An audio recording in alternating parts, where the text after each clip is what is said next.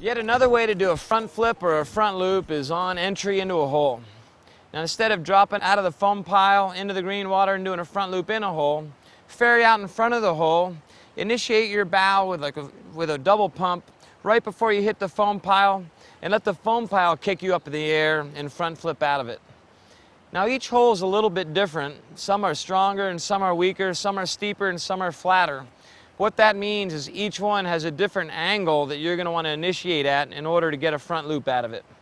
So you need to choose your angle based on how steep and how retentive the hole is.